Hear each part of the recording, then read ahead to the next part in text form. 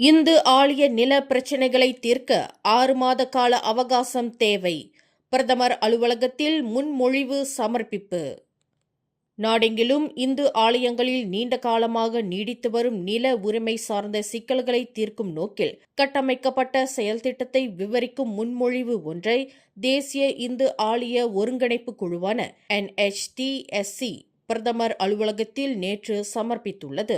பிரதமர் Datuk Seri Anwar இப்ராஹிமின் பார்வைக்கு செல்லும் வகையில் பல ஆக்கப்பூர்வமான முன்மொழிவுகளை விவரிக்கும் கடிதம் ஒன்றை NHTSC குழுவினர் நேற்று பிரதமரின் அரசியல் செயலாளரான சன் மிங் காயை நேரில் சந்தித்து ஒப்படைத்தனர். பாதிக்கப்பட்ட ஆலயங்கள் மீது மேற்கொள்ளப்படும் அமலாக்க நடவடிக்கைகளை குறைந்தது 6 மாத காலத்திற்கோ அல்லது ஒரு நிலையான மற்றும் கட்டமைக்கப்பட்ட தீர்வுக்கு வழிவகுக்கும் வரையிலோ நிறுத்தி வைக்க வேண்டும் என்பது முக்கிய முன்மொழிவுகளில் ஒன்றாகும்.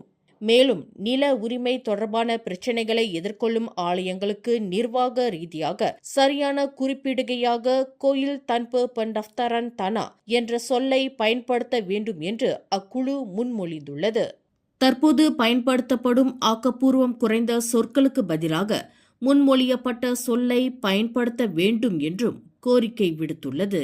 மலேசிய இந்து சங்கம் அண்மையில் உருவாக்கியுள்ள இந்த NHTSC அமைப்பானது ஆலயம் தொடர்பான நில பிரச்சினைகளை கையாள்வதில் மத்திய மற்றும் மாநில முகமைகளுடன் நெருக்கமாக பணியாற்றுவதற்காக பல்வேறு இந்து அமைப்புகளை பிரதிநிதித்துவப்படுத்தும் ஒரு தேசிய ஒருங்கிணைப்பு மேடையாக அங்கீகாரம் பெறவும் முயன்று வருகிறது.